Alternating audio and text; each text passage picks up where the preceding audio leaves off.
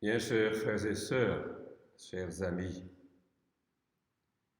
montons vers Pâques irrésistiblement. Toute la nature nous y invite, jour après jour. Les oiseaux, les bourgeons, les fleurs les plus variées pointent vers le soleil et vers le printemps, malgré les froids nocturnes. Et la liturgie de même nous soutient et nous inspire de dimanche en dimanche. Aujourd'hui, tout parle de résurrection et de l'Esprit qui agit. Ézéchiel, nous avons pris le temps d'écouter toute la vision et son application. Le peuple en exil répète « Notre espérance est morte ». C'est bien la pire des choses qu'un groupe de vivants puisse dire « Notre espérance est morte ». Fils d'homme, parle à l'esprit, prophétise, qu'il vienne le grand souffle des quatre vents et qu'il souffle sur ces ossements desséchés et qu'ils vivent. Oui, j'ouvrirai votre tombeau et j'enverrai mon esprit. Le plus intime de Dieu nous rejoindra au plus intime de notre propre vitalité. Comme nous avons besoin de cet élan, de cette force spirituelle au milieu de notre captivité, nos cloisonnements, confinements, paralysie collective, le blocage de tant d'entreprises, l'impasse pour tant de jeunes aux études, le chômage qui dure et épuise les familles. Viens, Esprit Saint, souffle sur ce monde qui gémit. Rends-nous à la vie. Et Paul, dans la seconde lecture, sonde ce qui agit au fond de nous, l'Esprit de Dieu.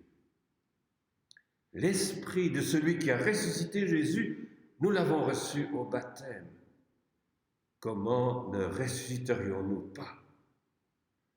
Un même destin nous unit à lui, le Christ ressuscité, premier-né d'une multitude de frères.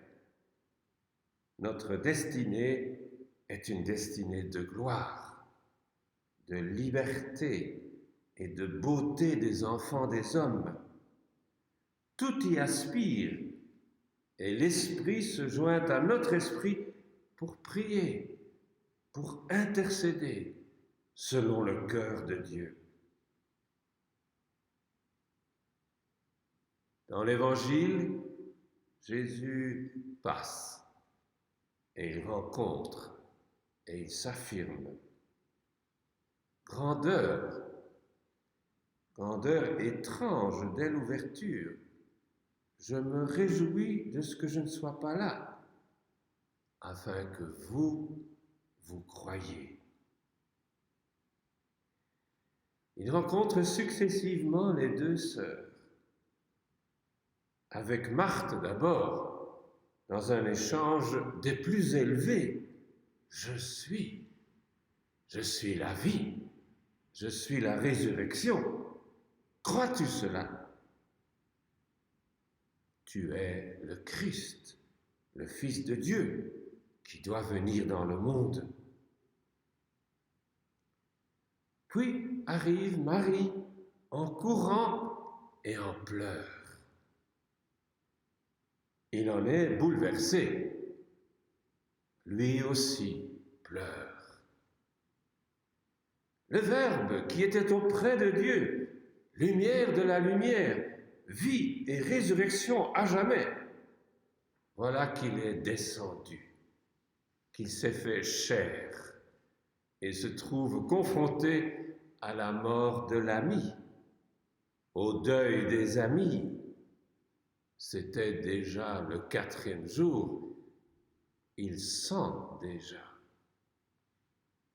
le Verbe descend au plus bas, jusqu'à être bouleversé à partir de notre commune condition humaine, notre chair. Un psaume chante « Le Seigneur fait miséricorde à ceux qui le craignent. Il sait de quoi nous sommes faits.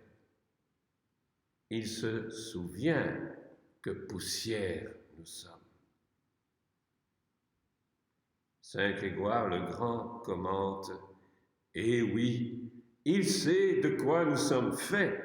Il se souvient bien sûr, car il est passé par là, en se faisant chair et homme mortel comme nous. »